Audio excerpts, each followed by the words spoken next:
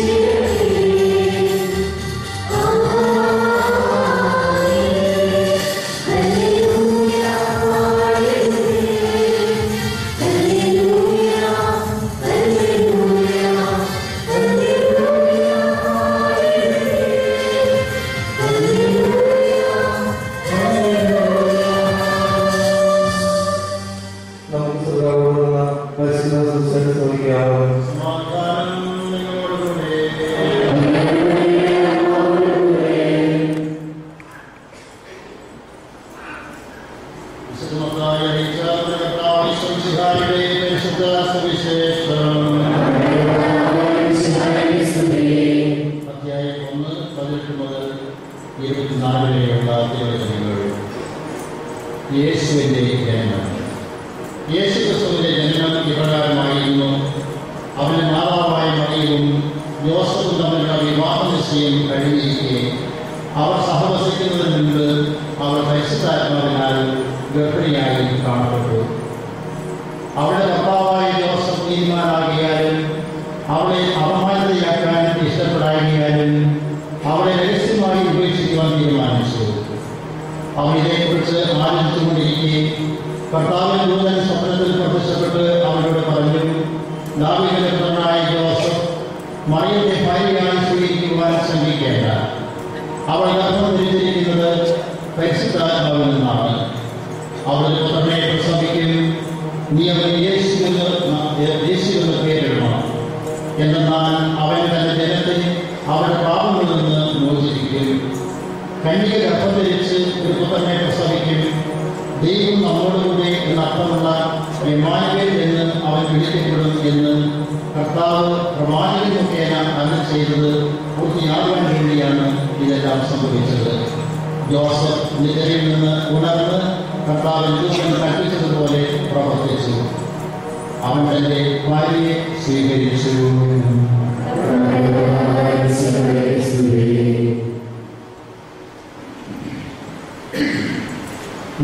പ്രിയപ്പെട്ടവരെയും ആഗമനകാലത്തിൻ്റെ ആരംഭം മുതൽ ഏതാണ്ട് അതിൻ്റെ അവസാനത്തിലേക്ക് വന്നിരിക്കുന്ന ഈ കാലഘട്ടം വരെയുള്ള ആ വലിയ അതല്ല എങ്കിലും 4 ആഴ്ചക്കാലം നീണ്ടുനിന്ന ഒരുക്കത്തിൻ്റെതായ ദിവസങ്ങൾ സമാപനത്തിലേക്ക് വരികയാണ്.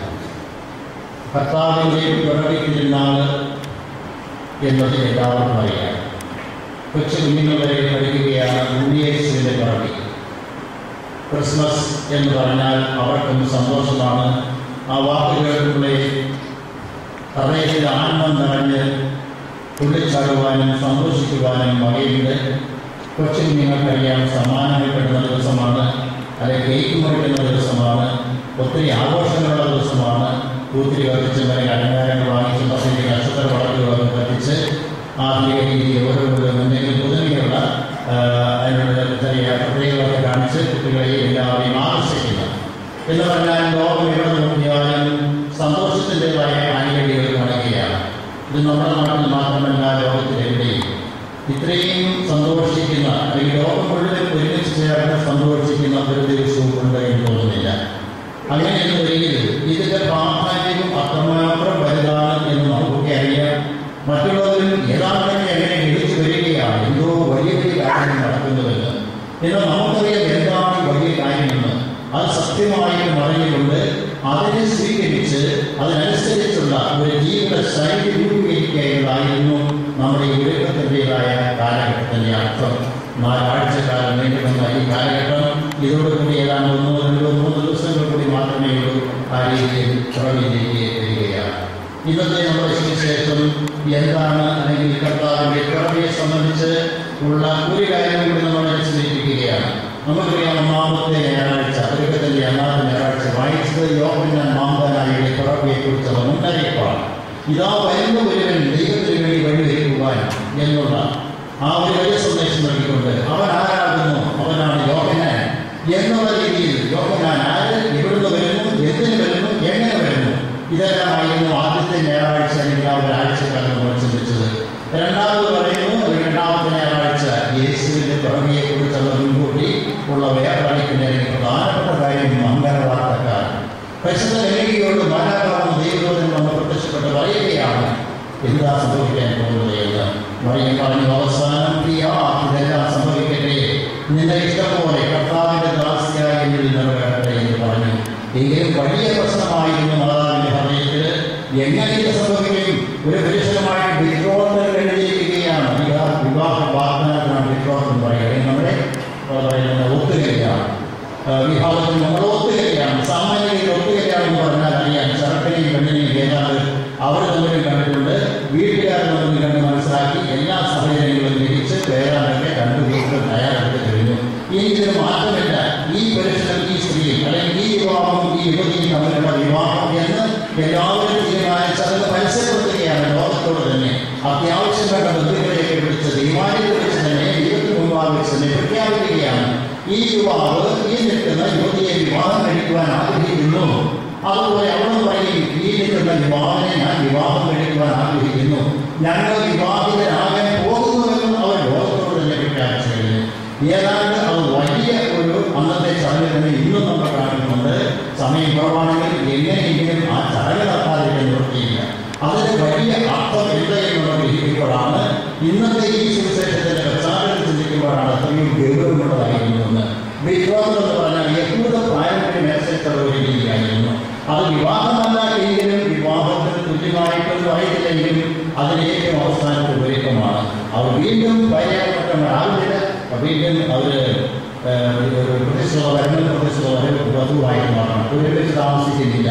കുറേ കാലത്തിന് ശേഷം എന്ന് പറഞ്ഞാൽ അടുത്ത വിവാഹത്തിനുള്ള സമയം വരെ. ഇപ്പോൾ അതിൻ്റെ കാലാവധിയിൽ തിരികെയാണ്. അന്നൊക്കെ ഏതാണ്ട് 1 വർഷത്തോളമൊക്കെ ഉണ്ടായിരുന്നു എന്നാണ് പറയുന്നത്. ഏതായാലും വരൻ്റെ സജ്ജീകരണങ്ങളെല്ലാം പൂർത്തിയായി കഴിയുമ്പോൾ വധുവിനെ ചെന്ന് ഔദ്യോഗികമായിട്ട് വിളിച്ചുകൊണ്ട് വീട്ടിലേക്ക് കൊണ്ടുവരിക. അതിന് പുരോഹിതരെ അല്ലെങ്കിൽ മറ്റുള്ള സഭാധികാരികൾ ബന്ധുക്കളൊക്കെ ചേർന്ന് അവരെ അനുഗ്രഹിച്ച് ആശീർവദിച്ച് വിരുന്നൊക്കെ നടത്തി.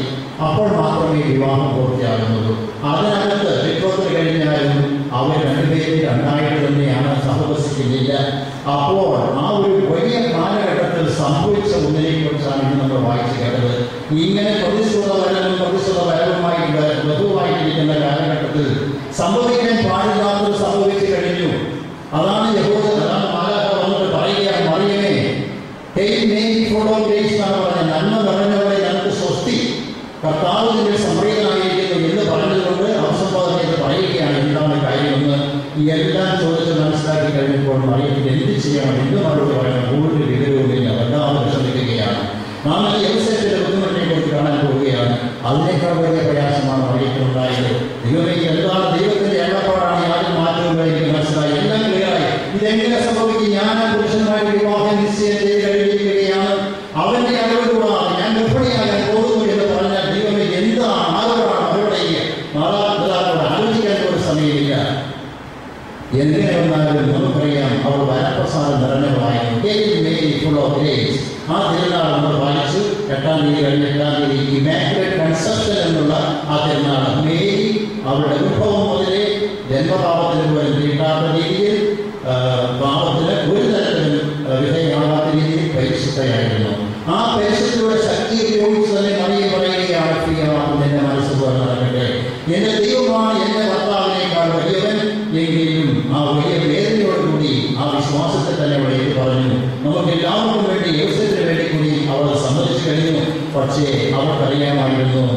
ദൈവം കരുണയുള്ളവരാണ്.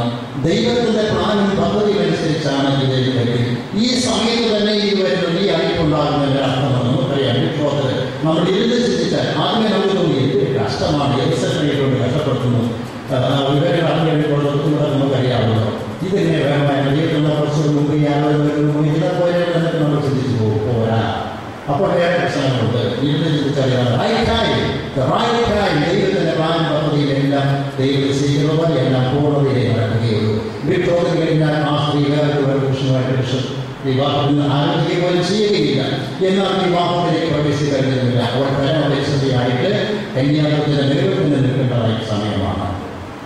ആ പുരുഷനുമായിട്ട് ആളുകൾ നിശ്ചയിച്ചു കഴിഞ്ഞു. ഇപ്പോൾ അവർ ഗർഭം ധരിച്ചൊക്കെ ആ പുരുഷനായാൽ പറ്റില്ല. യഹൂദപാരമ്പര്യമനുസരിച്ച് അത് സാധിക്കുമായിരുന്നില്ല. അവരൊന്നിച്ച് താമസിക്കാൻ തുടങ്ങിയിരുന്നില്ല. എങ്കിലും മറിയത്തിന് അറിയാമായിരുന്നു ഇത് ദൈവത്തിന്റെ പ്ലാനാണ് എന്നുള്ളത്. യോസേഫിനെ പറഞ്ഞ ദൈവം മനസ്സിലാക്കിക്കൊണ്ട് കാര്യം ഗ്രഹിച്ചുകൊണ്ട് അതിനോട് ദൈവത്തിനെ ഏൽപ്പിക്കുകയാണ്. നിനക്ക് അതൊന്നും ഇരിക്കട്ടെ, ഞങ്ങളുടെ ഈ പ്രശ്നം മറിയത്തിന് വളരെ ആഗ്രഹമുണ്ടായിരുന്നു ഈ കൃഷ്ണനോട് വിവാഹം കഴിക്കാൻ. അതുപോലെ യോസേഫിനെ കുറിച്ച് പറയുമ്പോൾ ഇത് തന്നെയാണ് കേട്ടിട്ടുള്ളത്. ഞാൻ ഫിലിം കണ്ടിട്ടുണ്ട്. നേറ്റിവിറ്റി ഫിലിം എന്ന് പറയുന്നത് യോസേഫ് വളരെ മിടുക്കനായിരുന്നു. എല്ലാവരും സാധാരണ രീതിയിൽ യോസേഫിൻ്റെയും മാതാവിൻ്റെയുള്ള തിരുവോടൊപ്പം ലോകത്തിലെ യോസേഫിനെ വലിയ വൃദ്ധനായിട്ട് ചെയ്യേണ്ടത് തെറ്റാണ്. അങ്ങനെയുള്ള വ്യത്യാസമൊന്നുമില്ല. സ്ത്രീകൾ നമ്മുടെ പ്രായത്തിൽ ഇപ്പോഴാണ് കൃഷ്ണ സ്ത്രീകളുടെ വിവാഹം കൃഷ്ണാൽ 9 വയസ്സിൽ തന്നെ കൂടുതൽ മുൻതൂക്കം കൊടുക്കാറുണ്ടല്ലോ. ഏതാണ്ട് 60 വയസ്സൊക്കെ പ്രായത്തിൽ കവിതയാണ് എന്ന് മാത്രമേ ഉള്ളൂ. അദ്ദേഹം വളരെ മിടുക്കനായിരുന്നു, വളരെ സുഖകരമായിരുന്നു, നാട്ടിൽ അറിയപ്പെടുന്ന നല്ല തച്ചനായിരുന്നു. അദ്ദേഹത്തെ രാജാവിന്റെ കൊട്ടാരത്തിലേക്ക് ക്ഷണിച്ചിരിക്കുകയായിരുന്നു. രാജാവിന് വലിയ ചില കാര്യങ്ങൾ ഫർണിച്ചർ സംബന്ധിച്ചുള്ള കുറേ കാര്യങ്ങൾ ചെയ്യാനുണ്ട്. അതിനുവേണ്ടി രാജകൊട്ടാരത്തിലേക്ക് അദ്ദേഹത്തിനെ ക്ഷണിച്ച് കൊണ്ടുപോയിരിക്കുകയാണ്. വിശ്വാസത്തിൽ വേണ്ടി നേരെ അങ്ങ് പോയി. അപ്പോൾ പിന്നെ പ്രശ്നമൊന്നുമില്ല, വളരെ ദൂരം തന്നെ ഞങ്ങൾ താമസിച്ചുകൊണ്ടിരിക്കുകയാണ്. ആ പണിയെല്ലാം കഴിഞ്ഞ് ഓടി വരികയാണ് അതിൻ്റെ വ്യക്തികളെ കാണുവാൻ അല്ലെങ്കിൽ വിവാഹത്തിൻ്റെ ഉദ്യോഗങ്ങൾ പൂർത്തീകരിക്കുവാൻ വേണ്ടിയിട്ട്. അപ്പോഴാണ് ഒന്ന് നിലപ്പെടുത്തേക്ക് വരുന്നു. മേരിയെ കണ്ടുപറയും മേരിയെ കാണാൻ സാധിക്കുന്ന മാതാപിതാക്കൾ ബന്ധപ്പെട്ട് പറയുന്ന പ്രശ്നമുണ്ട്, പ്രശ്നം ഗുരുതരമാണെന്ന് അവസാനം മനസ്സിലാക്കുമ്പോൾ അതിൻ്റെ വളരുകയാണ്. പക്ഷെ നമുക്കറിയാം എന്തോ ഒരു വലിയ പ്രയാസമാണ്. യോസേഫിന് എല്ലാം നശിച്ചുകൊണ്ട് എല്ലാം തകർന്നടിച്ചു. വലിയ പ്രതീക്ഷയോടുകൂടി ഓടിച്ചാടി സന്തോഷത്തോടെ കുടിച്ചു ചാടുന്നവൻ എല്ലാം നഷ്ടപ്പെട്ടതുപോലെ നിരാശയുടെ ഘട്ടത്തിലേക്ക് നിവർത്തിക്കുകയാണ്. ഇനി ഇവിടെ എന്ത് ചെയ്യും, ഞാൻ എങ്ങനെ ഇവിടെ ഉപേക്ഷിക്കും, എങ്ങനെ സ്വീകരിക്കും? ഇതായിരുന്നു യോസേഫിന്റെ പ്രതിസന്ധി. പക്ഷേ ദൈവം അവിടെ സഹായിക്കുകയാണ്. നമുക്കറിയാം ദൈവത്തിൻ്റെ ആനന്ദപ്പാടിൽ മറിയം വിശ്വസിച്ചതുപോലെ തന്നെ നടന്നതുകൊണ്ട് യോസേഫിന്റെ ആ വലിയ പ്രതിസന്ധിയിൽ അദ്ദേഹത്തിന് സാന്ത്വന വരുവാനായിട്ട് മാലാഖ പ്രത്യക്ഷപ്പെടുകയാണ്. ഇതാ പറഞ്ഞതാണ് നമ്മുടെ ഇന്നത്തെ ചിന്താവിഷയം. അവൻ ഇതേക്കുറിച്ച് ആലോചിച്ചുകൊണ്ടിരിക്കെ കർത്താവിൻ ദൂതൻ സ്വപ്നത്തിൽ പ്രത്യക്ഷപ്പെട്ട് അവനോട് പറഞ്ഞു, ദാവീദിന്റെ പുത്രനായ യോസഫ് മറിയത്തെ ഭാര്യയായി സ്വീകരിക്കുവാൻ ശ്രമിക്കേണ്ട. ഇവിടെ രഹസ്യത്തിൽ പ്രത്യക്ഷിക്കുവാൻ തീരുമാനിച്ചിരിക്കുകയായിരുന്നു. അവിടെ പറയുന്നതാണ്, when his mother Mary was betrothed to Joseph, but before they lived together she was found with the child to the Holy Spirit. അതാണ് പരിശുദ്ധാത്മാവാണ്. The Holy Spirit, the power of the Most High Lord shall be. നമുക്കറിയാം ദൈവത്തിന്റെ പരിശുദ്ധന്റെ പ്രവർത്തനങ്ങളാണ്. ഈ കാര്യം യോസേഫിനോട് മാലാഖ പ്രത്യക്ഷപ്പെട്ട് പറഞ്ഞു കൊടുക്കുകയാണ്. ദാവീദിന്റെ പുത്രനായ യോസഫ് നീ ഭയപ്പെടേണ്ട, മറിയത്തെ ഭാര്യയായി സ്വീകരിക്കുവാൻ ശ്രമിക്കേണ്ട. അവൾ ഗർഭം ധരിച്ചിരിക്കുന്നത് പരിശുദ്ധാത്മാവിൽ നിന്നാണ്. അവൾ പുത്രനെ പ്രസവിക്കും, നീ അവന് യേശു എന്ന് പേരിടണം. എന്നാൽ അവന്റെ ജനത്തെ അവരുടെ പാപം നിന്ന് മോചിപ്പിക്കും. കൈയിൽ ഗർഭം ധരിച്ച് ഒരു പുത്രനെ പ്രസവിക്കും എന്നുള്ള തിരുവചനം പൂർത്തിയാവുക മാത്രമാണ് ചെയ്യുന്നത്. എല്ലാം വിശദമായിട്ട് മാലാഖ പറഞ്ഞു കൊടുത്തു. യോസേഫിന് സമാധാനമായി. കാരണം അവരുടെ ബന്ധം പിരിയുകയല്ല, അവരുടെ ബന്ധം പുതിയ ഒരു ശൈലിയിലൂടെ മുന്നോട്ട് പോവുകയാണ്. രണ്ടുപേർക്ക് സന്തോഷമായി. ഈ പുരുഷനെ എന്റെ തന്നെ ഭർത്താവായിട്ട് കിട്ടുകയാണ്. അതുപോലെ ആ സ്ത്രീയെ എതിരായിട്ടുള്ള അവരിൽ എല്ലാ നന്മയുടെയും സൗന്ദര്യത്തിൻ്റെയും എല്ലാം തെളിവെടുക്കുന്ന ആ പ്രിയപ്പെട്ട ആ സ്ത്രീയെ എനിക്ക് ഭാര്യയായിട്ട് ലഭിക്കുന്നു.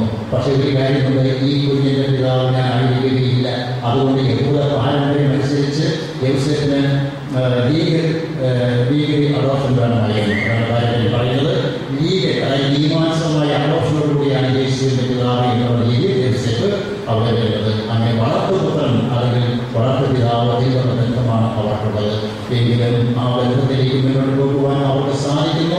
അങ്ങനെ പരിശുദ്ധ യോസേഫിന്റെ സന്തോഷത്തിന്റെ വേറൊരു പുതിയ രംഗത്തേക്ക് നമ്മൾ പ്രവേശിക്കുകയാണ്. അപ്പോൾ നമ്മോട് തിരിച്ചത് പറഞ്ഞു തരുന്നത് എന്തൊക്കെയാണ് സംഭവിച്ചിരിക്കുന്നത്. വലതും പലതും കേട്ടിട്ട് വലതും വിളിച്ച് പറഞ്ഞുകൊണ്ട് നടക്കാതിരിക്കാൻ വേണ്ടിയിട്ടാണ്. എന്ന് മനസ്സിലാക്കിക്കൊണ്ട് സത്യം ദൈവത്തിൽ നിന്നാണ് വരുന്നത്. അതിന്റെ ഓരോ അർത്ഥത്തിലും ഓരോ രീതിയിലും വേണ്ട സമയത്ത് ദൈവം വെളിപ്പെടുത്തുകയാണ്. നമ്മളെല്ലാം ദൈവത്തിന്റെ കരങ്ങളിലെ ഉപകരണങ്ങളാണ്. ആ ദൈവത്തിന്റെ പ്രവർത്തനത്തിൽ വേണ്ടുന്ന കയ്യും കാലും ഹൃദയവും മനസ്സും കണ്ണും മൂക്കും ഒക്കെയാണ് നമ്മൾ കൊടുക്കുന്നത്. നമ്മളിലൂടെയാണ് ദൈവം പ്രവർത്തിക്കുക. യോസേഫിലൂടെ പ്രവർത്തിച്ചുകൊണ്ട്, മറിയത്തിലൂടെ പ്രവർത്തിച്ചുകൊണ്ട് നമ്മെ ഓരോരുത്തരും ഇതുപോലെയുള്ള ബന്ധത്തിലേക്ക് പ്രവേശിക്കുവാൻ ദൈവവും ഞാനും എന്നുള്ള രീതിയിൽ നിന്നുകൊണ്ട് പ്രസംഗം ചെയ്യുക. യോസേഫിനുണ്ടായ വലിയ പ്രശ്നത്തെ യോസേഫ് തെളിയിച്ച് എങ്ങനെയാണ് മറിയത്തെ ഉപേക്ഷിക്കാൻ മനസ്സായില്ല. Because he was a righteous person എന്നാണ് പറയുക. എല്ലാ നീതിയും നന്മയും നടന്ന നീതിമാനായ ആ മനുഷ്യനെ മറിയത്തെ ഉപേക്ഷിക്കുവാൻ സാധിച്ചില്ല. കാരണം ഉപേക്ഷിച്ചാൽ കണ്ടെടുത്ത് കൊല്ലുകയാണ്. ഇത് പാരമ്പര്യമാണ്. വിവാഹത്തിന് മുമ്പേ ഗർഭിണിയാകുന്ന സ്ത്രീയെ കണ്ടെടുത്ത് കൊല്ലണം, കൊല്ലുന്നത് വരെ കണ്ടെടുക്കണം. യഹൂദ നിയമമായിരുന്നു നടന്നിരുന്നു. മറിയത്തെ അങ്ങനെ കൊണ്ടുപോകാൻ കഴിയില്ല എന്ന് തീരുമാനിച്ച് ഇതെങ്ങനെ കൈകാര്യം ചെയ്യും? ഇങ്ങനെ വിഷമിക്കുന്ന സമയത്തിൽ വേണ്ട സമയത്ത് മാതാപിതാക്കളുടെ സമാധാനം നൽകി.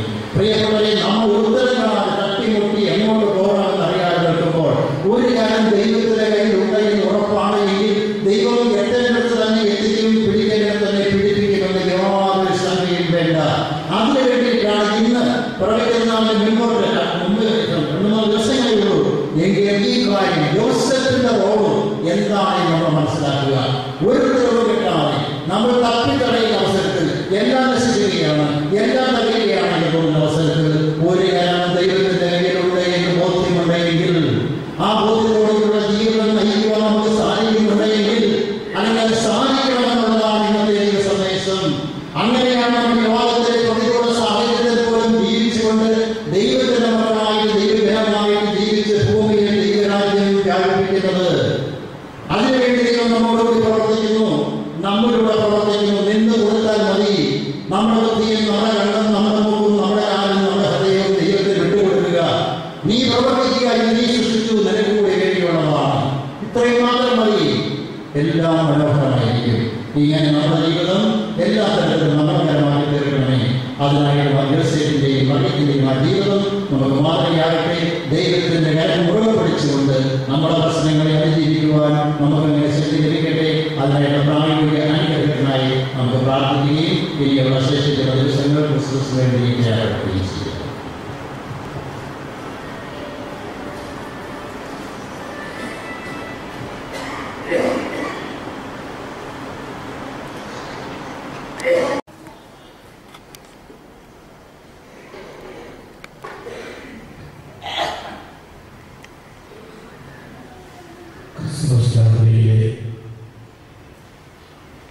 തിരുക്രമങ്ങൾ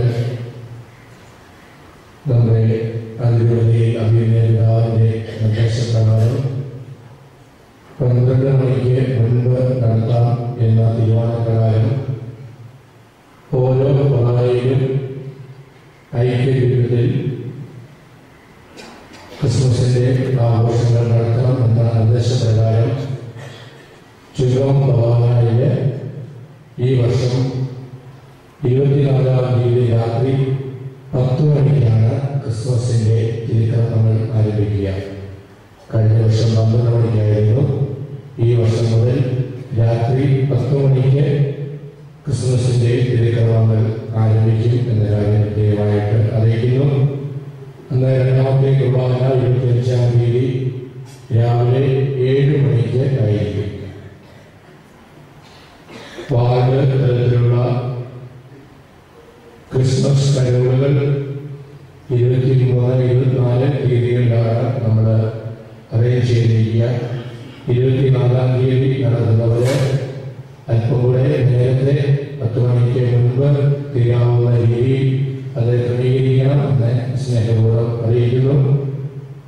കരോളിന് വേണ്ട ഉടുപ്പും അതോടൊപ്പം ഉണ്ണീശോയും പള്ളിയിൽ നിന്ന് ലഭിക്കുന്നതാണ്. നെക്കാരിമാരുടെ പക്കൽ നിന്ന് മേടിക്കുക. എന്നാൽ മാസ്ക് മുഖംമൂടി അത് അവരവർ തന്നെ അവരിൽ നിന്ന് മേടിക്കേണ്ടതാണ് എന്ന് പ്രത്യേകമായിട്ട് അറിയിക്കുന്നു. അതിൽ നിന്ന് ലഭിക്കുന്ന തുക നമ്മുടെ ഇപ്പോൾ നടന്നുകൊണ്ടിരിക്കുന്ന സൈഡ് ഷീറ്റിടുന്ന ആ കാര്യത്തിലേക്ക് മാറ്റാനാണ് ഉദ്ദേശിച്ചിരിക്കുന്നത്. നിങ്ങൾ ആത്മാർത്ഥമായിട്ട് അതിനോട് സഹകരിക്കുക. അടുത്ത ശനിയാഴ്ച പള്ളിയിൽ പരിശോധനയും ചെയ്യേണ്ടതും അടുത്ത ഞായറാഴ്ച വിശുദ്ധ കുർബാനയ്ക്ക് സഹായിക്കേണ്ടതും 20-ാം വാർഡാണ്. 20-ാം വാർഡിന്റെ കൂടായോഗം അടുത്ത തിങ്കളാഴ്ച വൈകുന്നേരം 6:30 ശ്രീ ലൂക്കാച്ചൻ കുന്നപ്പള്ളിയുടെ ഭവനത്തിൽ വെച്ച് നടത്തപ്പെടുന്നു. അംഗങ്ങൾ സംബന്ധിക്കുക. ഇന്നലെ പള്ളിയിൽ പരിശ്രമിക്കുകയും ചെയ്യുകയും ഇന്ന് വിശുദ്ധ കുർബാനയ്ക്ക് സഹായിക്കുകയും ചെയ്ത 21-ാം വാർഡിലെ എല്ലാ അംഗങ്ങൾക്കും ഈ അവസരത്തിൽ നന്ദി പറയുന്നു. ഇനിയുള്ള ദിവസങ്ങൾ, ക്രിസ്മസ് വരെയുള്ള ദിവസങ്ങളിൽ രാവിലെ വിശുദ്ധ കുർബാനയ്ക്ക് മുൻപും വിശുദ്ധ കുർബാനയ്ക്ക് ശേഷവും നിങ്ങൾക്ക് കുമ്പസാരിക്കുവാനായിട്ടുള്ള സൗകര്യമുണ്ട്. എല്ലാവരും കുമ്പസാരിച്ച് വിശുദ്ധ കുർബാന കൈക്കൊള്ളാൻ എന്ന സ്നേഹപൂർവ്വം അറിയിക്കുന്നു. KSDYയിൽ അംഗങ്ങൾ നടത്തുന്ന കേക്ക് മേളയുടെ ഭാഗമായി 22, 23, 24 തീയതികളിൽ KSDYയിൽ അംഗങ്ങൾ ബുക്ക് ചെയ്ത വീടുകളിൽ കേക്ക് എത്തിക്കുന്നതാണ്.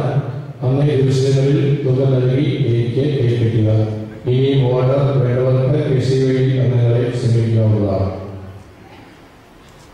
തിരുവാന സംഗീതത്തിന്റെ ഭവന മത്സരത്തിൽ ദൈവജനം എഴുത്ത്, ഭക്തിഗാനം, പ്രാദേശിക പുസ്തകം, ആക്ഷൻ സോങ് എന്നീ ഇനങ്ങളിൽ നമുക്ക് സമ്മാനം ലഭിക്കുകയുണ്ടായി. കൊറോണയുടെ ഏറ്റവും കൂടുതൽ തൊഴിൽ നേടി 1-ാം സ്ഥാനം കരസ്ഥമാക്കിയിരിക്കുന്നത് നമ്മുടെ കുട്ടികളാണ്. അവരെല്ലാവരുടെയും നാമത്തിൽ ഞാൻ ഈ അവസരത്തിനെ അഭിനന്ദിക്കുന്നു. ഒന്ന് കൈവരിക്കുകയാണ്.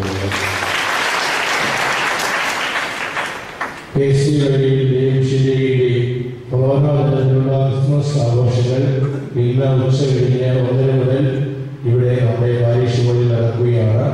എല്ലാ അംഗങ്ങളും അതിൽ പങ്കെടുക്കുക. കഴിഞ്ഞ ഞായറാഴ്ചത്തെ സ്തോത്ര കാഴ്ച 10,136 രൂപയാണ്. കഴിഞ്ഞ ദിവസം നിര്യാതനായ വെള്ളത്തിൽ വനാക്കൻ സാറിന് വേണ്ടിയുള്ള ഓഫീസ് വിശുദ്ധ കുർബാനയ്ക്ക് ശേഷം ഉണ്ടായിരിക്കുന്നതാണ്.